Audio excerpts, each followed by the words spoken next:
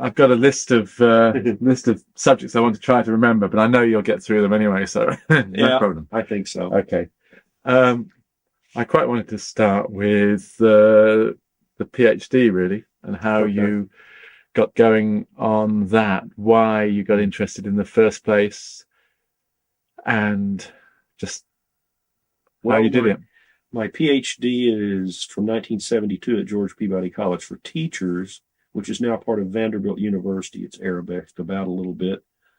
The Evolution of Electronic Musical Instruments in the United States, 1972. How did I get that topic? Well, the committee couldn't agree on what research is. I had spent a good bit of time in the psychology department with a substantial minor, 30 hours or more, with research tools, correlation, regression, analysis. I mean, research design, the whole business, and with the idea that I was going to become a researcher, particularly maybe in music. I was interested in math and so forth. I partly on my own terms, I found that a lot of the questions that research would answer, I no longer wanted to ask. Beyond that, literally, the committee could not agree. I mean, on what's a valid research topic for a PhD in music and so forth. So I knew that life and works was always something that never got turned down as a topic. The life of some, flagrantly and fragrantly unknown Baroque composer and his works and so forth. So I was interested in electronic music because of Dr. Gilbert Trithall was one of my mentors there at George Peabody. And my dissertation advisor, Charles Ball, told me, well, I don't know how we get around this impasse. Well, and then I began to wonder, is there enough about electronic musical instruments to warrant doing a PhD dissertation on them? And I went over to Vanderbilt Library, and lo and behold, there was a huge amount untapped. And I began to find these huge pictures of the telharmonium, and I'm blown away. A totally romantic idea, that in 1896 you've got these electrical instruments, and even before. So I proposed the topic, and yeah, it was accepted. And it's very fortunate. You usually only go through a PhD process once. You don't need to do it more than once, and you don't want to do it. But it helps you to have the topic that you're really burned up about. And fortunately, I got really burned up about this topic. And that's kind of the way it happened. And it led me to Bob Moog and my future career in electronic music. It's one of those rare PhD dissertations that really got me a job. How lucky was it that there was a library with a load of good material close to you? I mean, how did that work out? Extremely fortunate. And more so than the library, which had interlibrary loan, which mostly nowadays libraries don't do. It's too costly and so forth. That meant I could get stuff from Russia free. More important, the two librarians there, Lois Grice and Miss Birdsong, who I never knew her first name, just took an interest in my research. For one thing, I was so avid about it. I was there every day. I was working my head off. And I showed them the preliminary results, and they couldn't believe this tale, of these electrical and electronic musical instruments. And so, as much as anything, it was those two people that had, and the facilities of Vanderbilt Library and interlibrary loan. Of course, I've been lucky enough to be having the government pay my way to graduate school anyway. So my life is blessed with good fortune. And I'm quite aware of that. So yeah, the facilities were important. The people were important. The fact that Gilbert Trithall was into electronic music. When I first met him, I went into his studio. There were these long strings of audio tape, analog audio tape. And I said, what in the world is all that? He said, well, that's C sharp, and that's D, sine wave and sawtooth, and that's noise. And he, of course, like so many people of that era, was putting together electronic music with tape techniques. So I just got very interested in that. I was playing a little trumpet every now and then with a Nashville Symphony, and realizing this is a lot of fun. I love the music, but I don't think it's a good way to make a living, and thinking about something else. And when the Moog synthesizer came as part of this federal funding, this program that I was on, as a matter of fact, to support, I wasn't the only one. There were a number of fellows that had full ride to go to graduate school. And I took a look at the Moog synthesizer, and I realized that's going to go someplace, and I'm going to go with it. And that's pretty much how it worked. The combination of picking a topic that would bring me to the electronic music community, this history of electronic musical instruments, which, by the way, was worldwide. In the United States was one of those typical dissertation ideas that you delimit the topic. You have to be very careful. You're not researching the world. You're researching this small area of the world. And as a matter of fact, that dissertation has had legs to go places, dictionaries and so forth. The late Hugh Davies, a wonderful man, had used my research. And of course, he is really the guy for the history of electronic musical instruments and electronic music. He worked with Stockhausen and all kinds of people. But total man of integrity. Every time he even used a syllable that had been written by me, I got the what do you call it, the citation and everything. So, yeah, it's one of those rare cases where a PhD dissertation didn't just molder from dry rot. It actually got me a job, had legs to go places, informed people in the field, and created a small subculture of people that got interested in history. Reynold Weidenar then did a dissertation on the Cahill Telharmonium. Albert Glinsky did one on the theremin, and Steve Martin did the film on the theremin, and I helped all of those people. And yeah, it was very gratifying. Okay, so tell me about the chronology. When did you start your PhD? I started the graduate work in 1966. I'd been an undergraduate at Florida State and got what I felt was a thorough grounding in music. That's all there was. There was no music business, for electronic instruments in 1962. And I did it serially. First music, then business, and then first music, then music technology, and then business. Nowadays, my students are having to do all of these in parallel. Extremely difficult.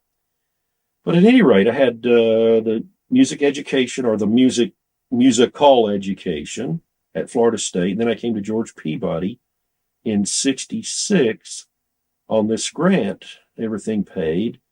And I graduated in 72. It took me 2 years to research the topic and a year to write it.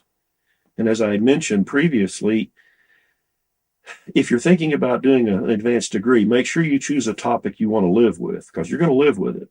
And it needs to be something you really want to find out about and to talk about. So that was the case. I probably never would have finished the PhD had I chosen the original topics I presented to the committee.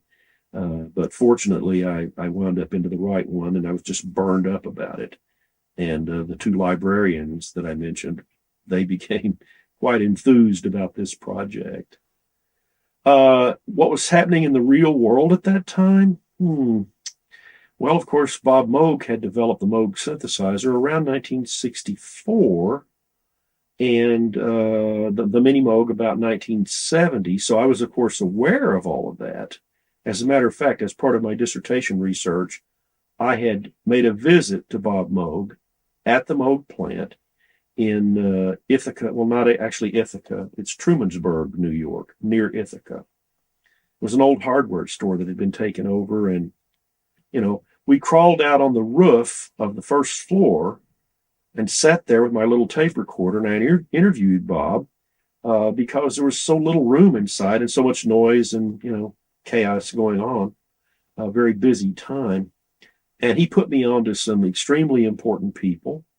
Raymond Scott, Wendy Carlos, Eric Sade, any number of people in the city, in New York City. And I went on to there, to the library, of course, and then went out and interviewed these people. And one of them wouldn't let me interview him, Raymond Scott. He was so worried about people co-opting his designs, and a typical inventor, a brilliant man. So what was happening at that time, Wendy Carlos had already had the big hit, Switched on Bach. And at George Peabody, where I was going to graduate school, we had about the only Moog in town in Nashville, Tennessee. Rick Powell, another connection from Florida State, one of my old mentors, had started Athena Studios, and my teacher, Gilbert Trithall, did an album, Country Moog, Switched on Gold, Nashville, some likely title like that, which sold 50 or 60,000 copies, not too shabby. And this then became the awareness, I think, when Wendy did Switched on Bach was first, oh, you can play tunes with this thing. You can make regular kind of music with it. And of course, with Rick Powell over at Athena, oh, you can do commercials with this thing. You can make money with it, And the profit motive being a nice and pure American ideal, that's what people started thinking about.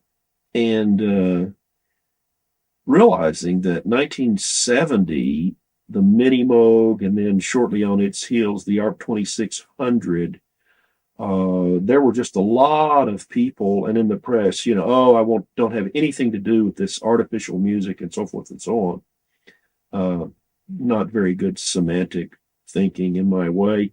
There's nothing artificial about any sound. It's either sound or it's silence.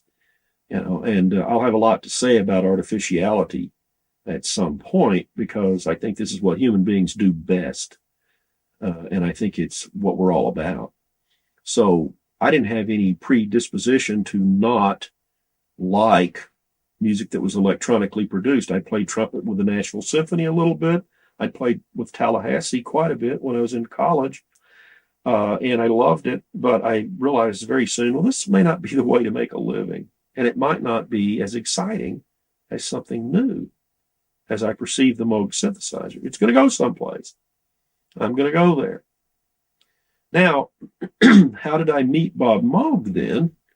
Well, a man named David Van Koevering, who became a close friend and a mentor, and a wild-eyed kind of guy who was as much snake oil as he was substance, but good snake oil. He really knew how to sell stuff. He had been a tent preacher as a child, in point of fact. A proselytizer, a tent, underneath a tent, literally. David came to Nashville and wanted to meet me. He had heard, as he called me, this sage out in the middle of the country. I found this out later.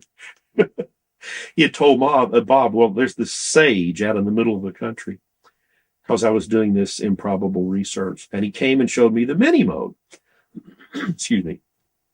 I, of course, condemned it roundly immediately. Oh, my God, only 3 oscillators. And, it's just a little tiny system. We have big modular systems up here at the college. This is where it is. And it really wasn't until I actually came to the Moog Company to start working and went to a concert in which Mahavishnu Orchestra opened for Frank Zappa. Now, that was a pretty decent concert. And during the Mahavishnu portion, of course, that's when Jan Hammer was playing this incredible bending technique on the Mini Moog. And immediately after hearing that concert, I realized, oh, I get it. It's not necessarily a generator of clouds of sound and for avant-garde music and new music. It's a voice under control, just like a violin or an electric guitar or what. And subsequently, I wrote the Mini Moog manual because I felt like, well, gosh, this thing has a great deal of value. I don't know what the timing was exactly, but it was close on the heels. I became convinced, oh, this is an important instrument. It's an instrument. Why wasn't there a manual already? Well, there was, but the Moog Company was never all that keen on manuals. I wrote most of them over the years, starting with actually the Sonic 6, which Van Koevering made a commission. I was working in Florida with his partner. They were distributing Mini Moogs primarily through Vaco, Synthesisers, Vancouvering, VAKO. Les Truby, who owned the largest organ dealership east of the Mississippi, was more or less a silent partner and supplied the funding and the general wisdom. And Dave was kind of the tip of the spear, going out and hauling mini Moogs around in his Cadillac and staying on the floor of a dealership until one sold to prove it could be done. I mean, nowadays, this is a fait accompli. It's like, yeah, okay, electronic instruments, who cares? At the time when all of us were trying to take a hand in selling these things, you got thrown out of stores. I was told even as late as I came into the mix in about 72, it'll never be a musical instrument and doesn't amount to anything and blah, da, da, da, da, da, you know, all that kind of business. But I had a clear vision that, yes, it will amount to a great deal because it represents personal freedom. And yeah, it's interesting that it grew up in America. I mean, we're about this individualism, I think, as much as anything. And Vancouvering had great faith, and he was a man of faith, literally. And he tended to have faith about things other than religion. He's just in that caste. So that was the worst marketing advice I'd ever given. When I first met David Vancouvering, I told him, this mini Moog, it sucks. You know, it's forget it. You know, I wised up quite a bit after that. At any rate, David went to the Moog plant to solve some of their problems, started working there as the director of marketing. Well, he remembered me, and I was working for his partner, demonstrating Sonic Sixes in the Pinellas County, Florida, public schools. So David says, how would you like to write a manual? I said, sure, I'll write a manual. I wrote a new manual for the Sonic 6. It had an old one, but it was rather poor. In that day, a manual is a second thought, an owner's manual, a second thought, and maybe an engineer was given that task and really didn't want to do it, and et cetera. They didn't really understand that the impediment to people using these things was not really distribution. It was education. They just didn't know how to use them. They didn't know what to think of it. They didn't know how to turn the knobs, how to make sounds, and so forth. And then I did a little tract called Meet Moog and Make Music, which was about education. And eventually Dave pulled me up to Buffalo area where the Moog plant was, because it had been bought out by a venture capitalist named Bill Waitana. Bob's enterprise in Trumansburg had foundered somewhat. And again, I have written an article about that and have a lot to say about whether or not Bob was a good businessman. I think he was better. He was a damn good entrepreneur, that's for sure. And I can show cases of where that's the truth. But at any rate, then about 72, I was pulled up there by Vancouvering, and stayed in a motel and just kind of worked, you know, without bringing my wife and so forth.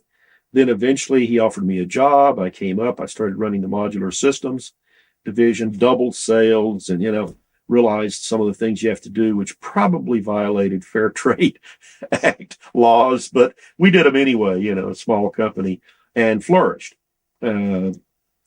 What sort of things? Well, for instance, the problem that I encountered when I got there, and of course I was made VP. I mean, you have to have a title, you know, in lieu of pay, vice president. And anyhow, there were 5 or 6 people around the country that knew about modular systems and could sell them. Paul Beaver on the West Coast, Walter Sear on the East Coast, a man named Greg Hockman. There were a couple of other people. And the problem was that institutions primarily were buying modular systems, and they were expensive, $15,000, a good hunk of change in 1972. So I realized that part of the impediment was that they were all bidding on everything. And so if a school decided to buy something, they had to have 3 bids, you know. So I shouldn't do this on camera, but I will tell the rest of the story, because I think it was probably illegal. But I looked at it and said, yeah, the problem is none of you can make any money because you're bidding against each other. It's they have to have 3 bids. I said, so here's the way it's going to work. And I did this all on the telephone. I didn't make any incriminating stuff. I called them all up and I said, here it is. Paul, you have California and Oregon, Washington, out to Vegas, and you've got this. I gave them territories. I said, now here's the way it works. When you get a bid from anywhere except in your territory, you bid list. Okay? List. Do you understand me? I want everybody to understand this, I said, now, if you don't do this, I can't punish you. I'll just never answer the telephone. I'll never expedite anything you want done. I said, here's the deal, guys. You're all going to make money if you just do this. So you can bid slightly below list in your territory, but if it's out of your territory, do not bid anything other than list price. And each of you will say, well, we double sales in 6 months. But it was just, what did I know about business? I didn't even know there was a Sherman antitrust law then. I know about it now. But what did I know? So I just looked a very practical country boy view and said, well, nobody can make any money. Let's see to it that they make some money. This seems easy enough. Bang. Double sales. Yeah, when I spoke of tent shows, T-E-N-T, old-time preaching in the South was done in revivals under a tent. You came like a circus and you erected the tent, and you had this thing there for 5 or 6 days, and then you moved on. And it was called a revival. I don't even know if they had them up north like that. Probably in stadia or things like they do now.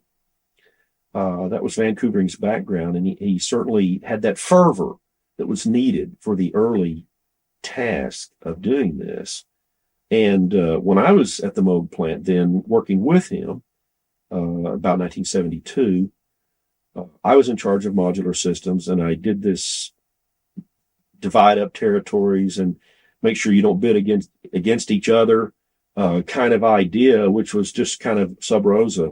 I didn't write any letters or anything. I just told them, you have to do it this or none of you are going to make any money.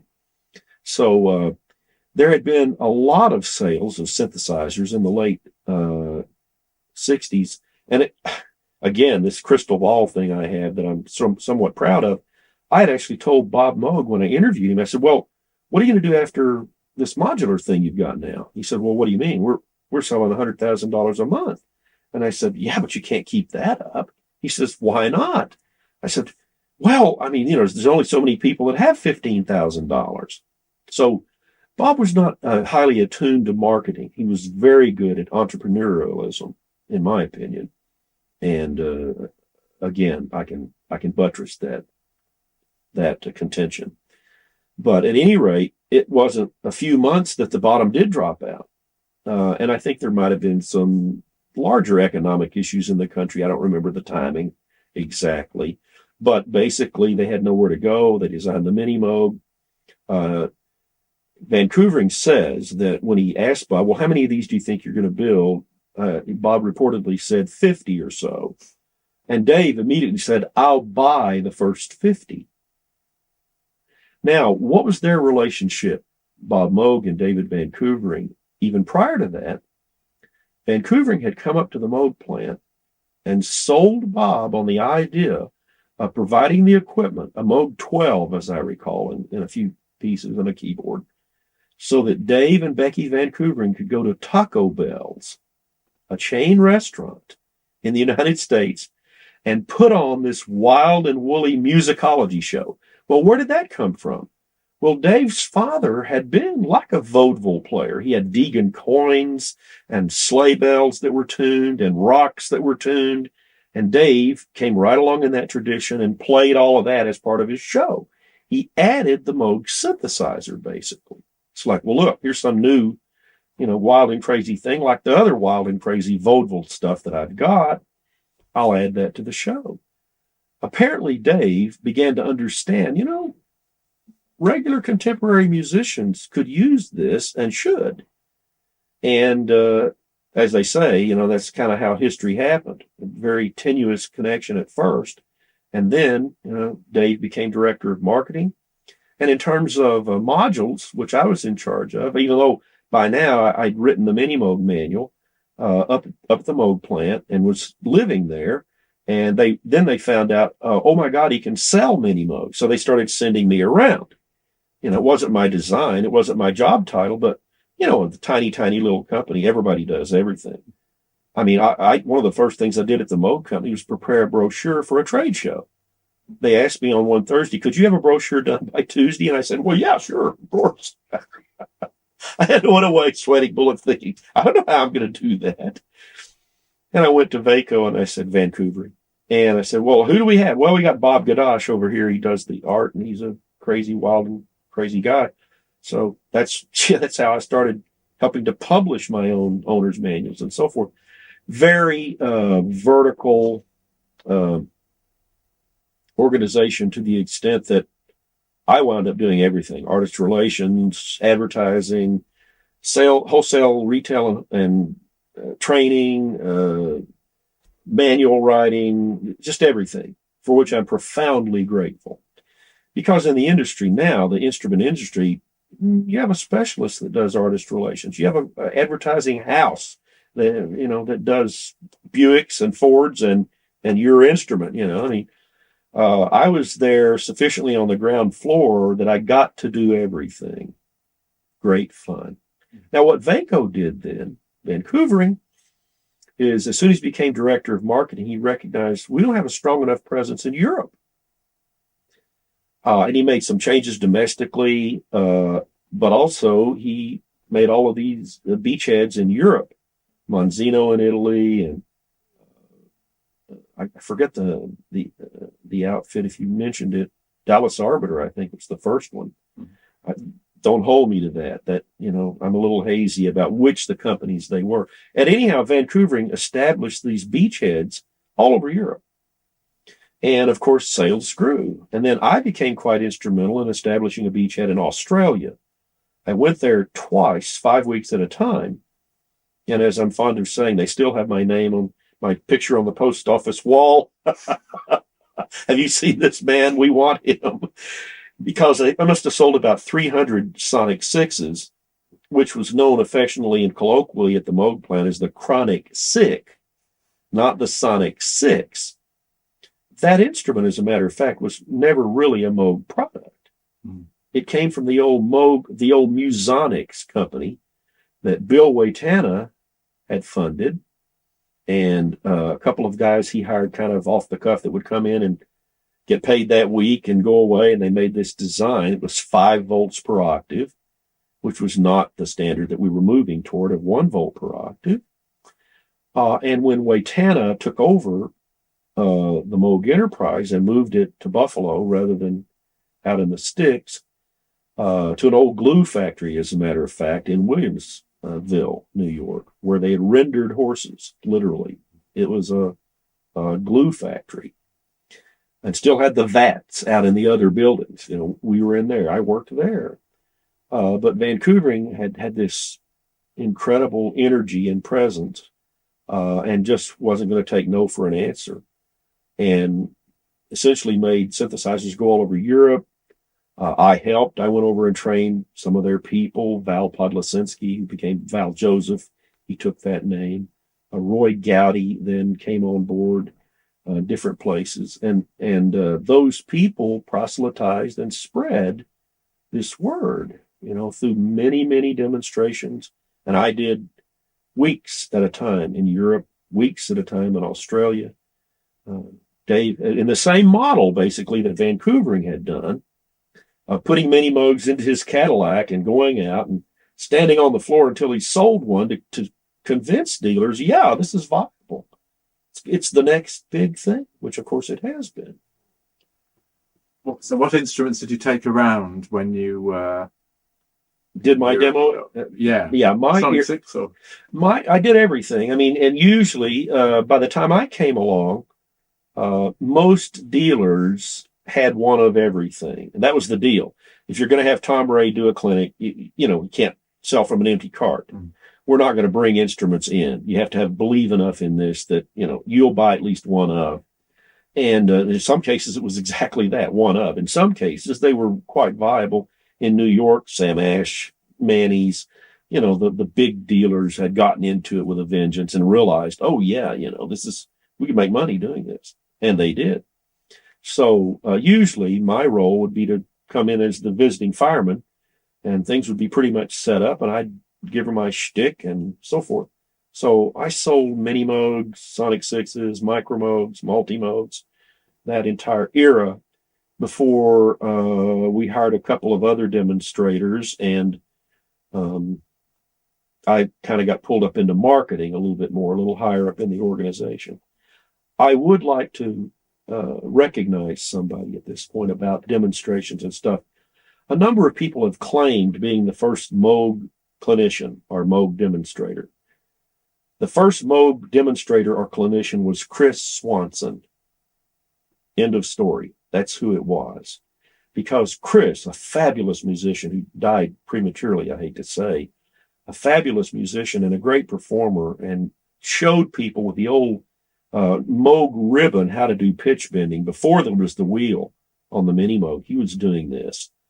And I knew Chris quite well. He must have spent hundreds of hours in that basement studio in Trumansburg, New York, showing everybody from Manny Gint to Frank Zappa to whoever came by the plant. And hundreds of musicians must have come by that plant. There was Chris. So he has the honor of being the first clinician, not me. I was very early and very widespread. I went everywhere. But it was Chris. And he was a fabulous musician. There's a couple of albums out where he played with Phil Wilson or Phil Woods. Oh my gosh. Anyway, with a big band and or with a saxophonist, and you'd swear that what's that? Oh my gosh, that's the Moog. I mean, he was really good at that stuff. So the enterprise was pushed forward by a number of forward-thinking people. Which, because sometimes Bob would demonstrate using the Sonic 6, wouldn't he? Where would he be doing that? In more at trade shows or? Yeah, I mean, after all, Bob was the Moog of Moogs. Mm-hmm. And obviously he would draw people. However, I must tell you, in those days, those early days, anybody would draw people. In the land of the blind, the one-eyed man was definitely king. I would go to Denmark and there would be hundreds of people there. I would go to Italy and same thing. As a matter of fact, Bob and I one time went out to Alamo Music in San Antonio, Texas, USA. And I was on radio 3 times that morning, and Bob was on TV twice that morning. That's how much the media was into this. This was such a new thing that it was like worthy of covering. Nowadays, it's like, okay, you're having a clinic for the Belch Fire 8. Who cares? It's one of 100. In that time, people were so hungry for information. It was a mob scene at the store. They had to lock the door to keep anybody else from coming in, and having the fire marshal just turn. Of course, they should have turned it down for the door being locked, but they were afraid that the fire marshal would stop the whole thing. The store was jammed, and it was a big store. And Bob did a shtick. I did a shtick. There were people pressing their ears against the glass of the outside windows. And an amazing era, which other clinicians, I'm sure, would tell you. Mike Bridget, my colleague, who was an art clinician, a number of people, would tell you, yeah, there was this excitement about everything and this energy. And after all, I mean, my God, we were only playing with sawtooths and stuff, It wasn't near as sophisticated as present day conditions. But there was this energy that we seem to lack now about the entire enterprise. How did Moog and the people who worked for Moog relate to, say, ARP? Well, they were the enemy, to the extent that all of your competitors, quote, are your enemies. On the other hand, the personal relationships were quite warm. I can't vouch for between Mr. Perlman, ARP, Alan R. Perlman, and Robert Moog. I don't know what that relationship was like. Between me and Mike Bridget, who is one of the illustrious and powerful ARP demonstrators, of which there were several, and at one time there was only me for Moog, there was a respect and a friendship that was quite nice. It was a pitched battle, but when a Kinsey consultant, or McKinsey, I can't remember which one of these consulting firms, that Norland, who eventually owned Moog, hired to say, well, what could we do, to be more successful? He just dismissed ARP. Oh, well, don't worry about them. They're not competition. And I couldn't buy that at first. I didn't understand enough about business to realize that, yeah, ARP was severely undercapitalized. I wouldn't have even thought about what that meant. And they indeed went out of business. They tried to make a guitar synthesizer that really was the death of them. Where the interplay between design, artistry, and industry considerations is extremely interesting. Some of the kind of bean counters at ARP had taken note. Well, there's 13 million guitarists and only 2 million keyboard players. We should build a guitar synthesizer. Now, Bob Moog and I say single-handedly, there were two of us, almost single-handedly kept the Moog company, when it was under Norland, from getting into the guitar synthesizer market. Why? Well, I knew what my complaints were. First of all, why would you take this wonderful instrument, an electric guitar, when it's in your hands and subject to hammer-ons and, all of the detail and the nuance that you could do with your fingers, and make it go drive an oscillator that goes, why would you do that? Not only that, guitar players are a different breed of cat than keyboard players. I mean, compared to guitar players, keyboard players are Einstein. They're up here in their heads. I mean, you only see philosophical guitar players in This Is Spinal Tap, Nigel Tufnell. So, different breed of cat, different psychographics. All the ARP company knew at that juncture was demographics. The psychographics were all wrong. The technology was all wrong. The way it transduced the pitch. You strike a guitar string, it's a mess. You don't know what frequency it is. It takes a while for it to sort of settle down. And you're trying to sense this thing that will go and give a note number to MIDI. Dreadful. And even pre-MIDI, the pre-MIDI versions had the same problem. So you only had a few of those things that came to light, like there was the Slave Driver, wasn't there? Yeah, there was another British one, and I'm trying to remember the name of it, played by Alan Holdsworth. The Syntax. Oh, yeah. But what did the Syntax do? Well, it obviated some of those problems, technical problems. First of all, there weren't any strings to transduce. Yeah. It was just like a fretboard that was like a keyboard. Yeah. Useful for a guitar player, and he played it wonderfully, wonderfully, virtuosically. But the thing was like $20,000 or something. So that's why I say the industry, aesthetics, and the technology, you have to be thinking about all of those at the same time to make a real impact in the industry. And that's why I say many people had prototypes before Bob Moog, but nobody had an archetype for what an industry would become. It was Bob Moog, pure and simple. And I'm a historian of that stuff, so I hope I know.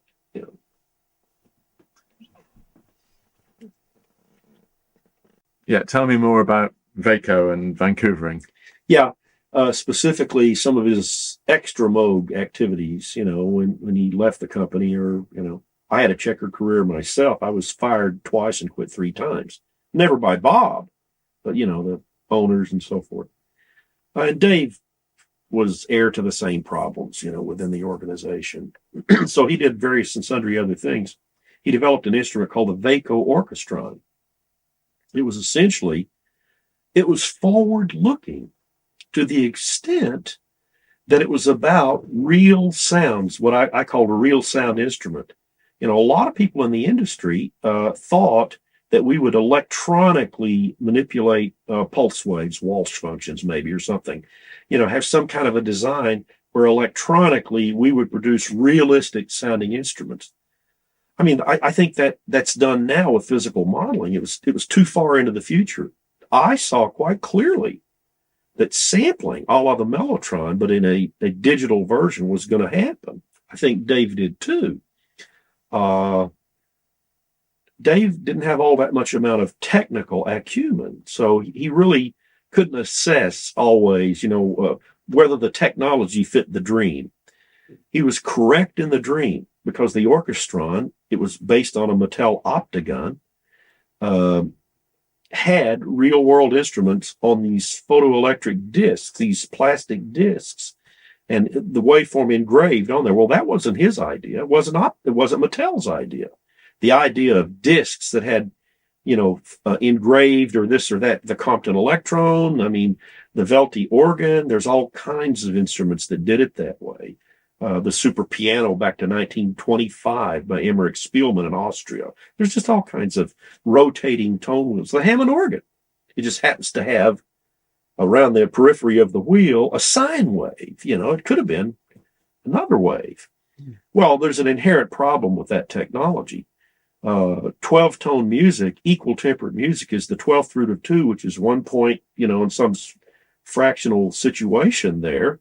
And bottom line is, as you go around the periphery of a wheel, if you don't meet, you've got a phase discontinuity. If you don't meet smoothly, now this is done away with modern samplers through, digitally fading interpolating, it's called, between one space and another on the file, the waveform.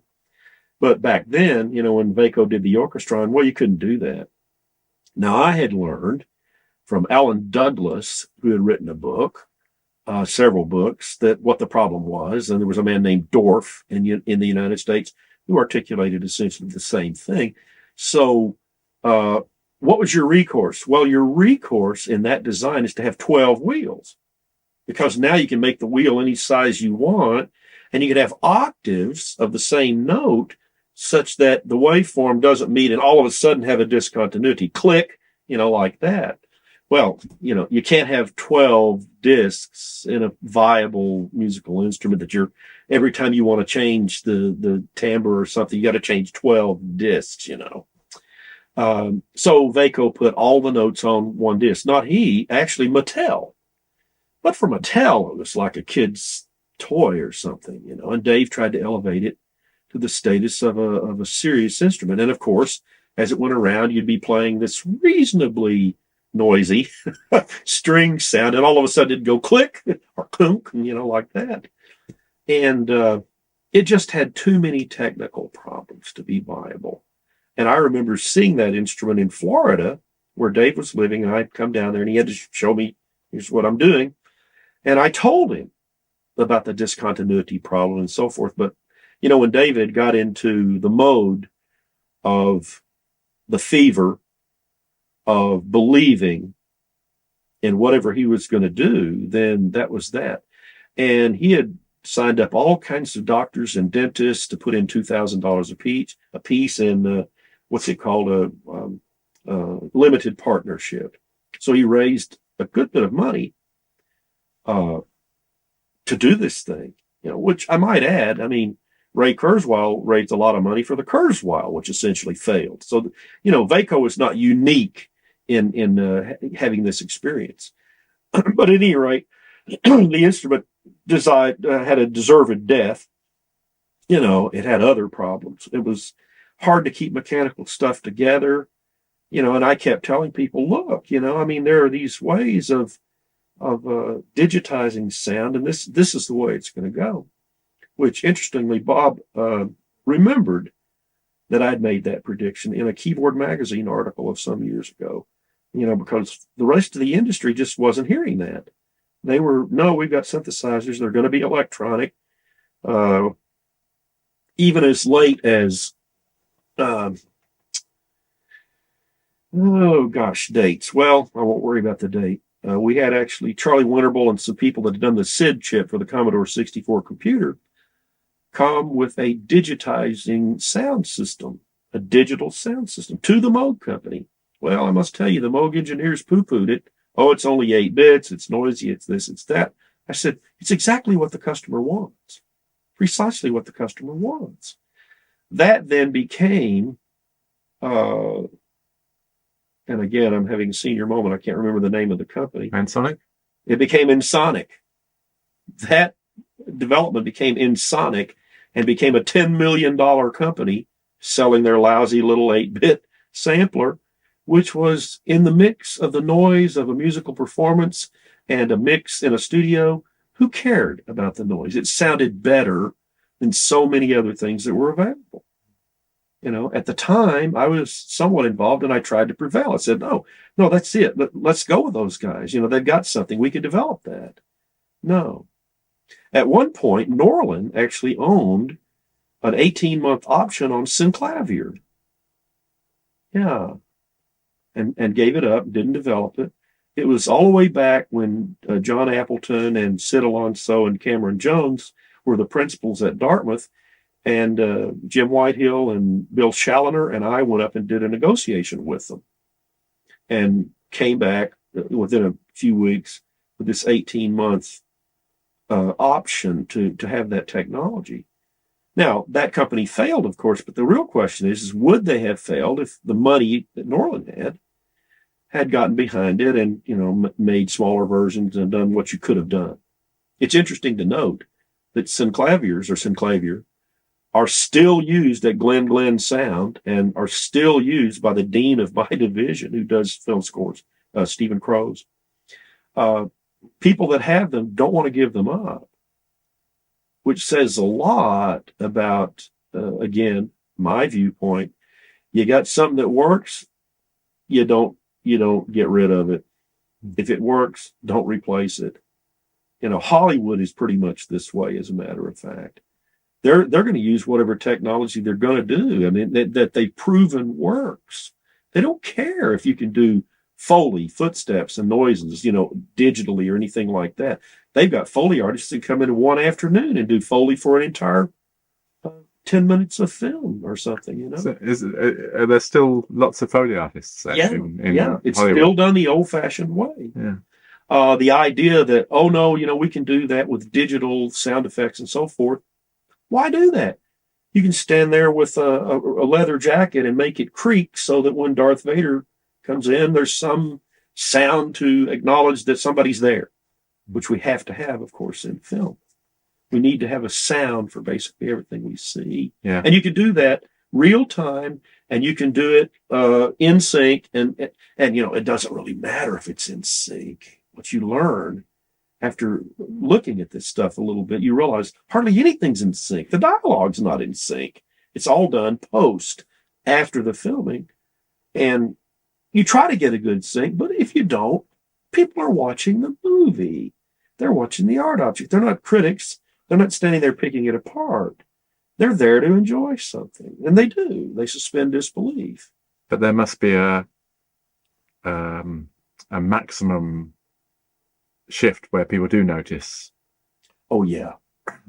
Yeah, that's pretty well known from a psychoacoustic standpoint of what we can tolerate. But I think most of the people that do that kind of work, I don't think they've read those papers in psychoacoustics. They simply know when it feels good, when it looks in sync enough, and therefore they work until they get that standard. The whole idea of the specificity of electroacoustic music just turns me off because my soul is that of an artist. I mean, it's like, no, it's gestural and it's emotional, it's feeling, it's expressive. It's not just thinking. Thinking is a part of emotions, but that whole idea that, well, I can, do things to the nth degree and have rise times that are within 53 milliseconds. So who cares in the final analysis? Certainly not the audience. And we prove this over and over and over. Or even, for instance, the idea of what is good sound. The audience doesn't care. Cassettes in the United States outsold LPs, vinyl records. Why? You could take a cassette down to the beach. You could have it in your car. That was more important than whether or not it was a Sheffield 200 ounce or, inscribed at half speed and so forth. It just didn't matter. And again, that idea of, well, there's this technology, there's this artistry, there's this industry. If you don't get all three of those kind of aligned in some reasonable sort of way, you're just not in business. And this has happened to many inventors because they're not in business. They don't want to align. They don't care about some element of that. Vaco he cared about the industry, he cared about the artistry of the orchestron, but he didn't care about the technology enough. That was incidental. It's like, oh, well, somebody has to do that. And he did improve it, by the way. He did improve the Optigan greatly, but, excuse me, it's like polishing a turd. It wasn't going to help that much. It was destined to failure. So it did. And there were people that got pretty angry along the way. Patrick Moraz, I think, was pretty upset. He had gone on record as being a big orchestron artist, and he did some stuff I thought that was pretty good. Keith Emerson, for Pete's sakes, had done Nighthawks, the score to that, using the Fairlight, which was a terrible 8-bit machine with linear envelopes and all kinds of technical problems. And yet, he did art with it. So again, to me, it all depends on, well, were you successful in one dimension or the other? You could have some crap music, but if it sells 100,000 copies, well, I have to at least bow to that success. It doesn't mean I want to listen to it, but I have to bow to that. Or if it's completely artistic and doesn't sell at all, I can appreciate that, Or if it's a technological marvel that was simply years ahead of its time, I can certainly appreciate that. But if you're going to be in business, you better be thinking about all three of those ideas. What happened to Vaco when the orchestron failed? Oh, you hear stories that can't substantiate, but there must have been people suing him and all kinds of things. I mean, why they didn't sue when the mean failure rate of polymodes was every 4 months? When the polymode came out, its mean time before failure was every 4 months. 4 months, that was the figure. And even Dave, who designed it was a brilliant design. He used National Semiconductor chips of his design that had filters and amplifiers and a brilliant patented version of taking top octave synthesizers, bringing the notes down so that when you played it, it had a lot of motion. Beautiful sounding instrument, actually, and completely polyphonic, which nobody's synthesizer was. And yet he was pushing the edge of those chips a little bit too far. And the heat and a lot of other technical things, made it, as even Dave said, a piece of space junk. A beautiful instrument, but you couldn't take it on the road, basically. So one thing I'll say about Bob Moog had a genius for somehow finding his way through all three of these aspects, artistry, technology, industry, and instruments. I mean, the old Moog modular, it wasn't a lie. The old story that there was a thunderstorm at Wembley Stadium and Keith Emerson's Moog was inundated with water, and they tumped it up and let it dry a couple of days and turned it on, and it worked. I mean, that's Bob to me. This kind of genius level, almost primitive at times, but kind of knowing, what was going to work and what would happen and stuff like that. Not many people have that. If I might draw a parallel, Hugh LeCain, again, a genius level man. I knew him. I liked him.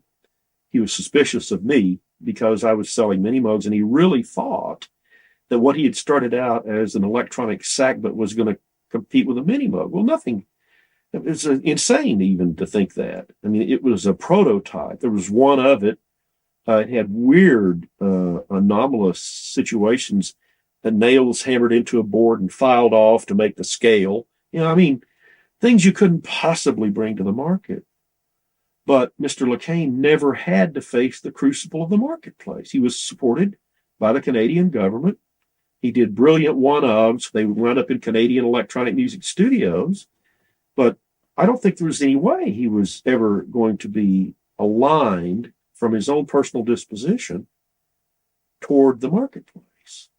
And as Bob said, as the Moog Company became a multinational, multi-million-dollar corporation, which is certainly not how it started.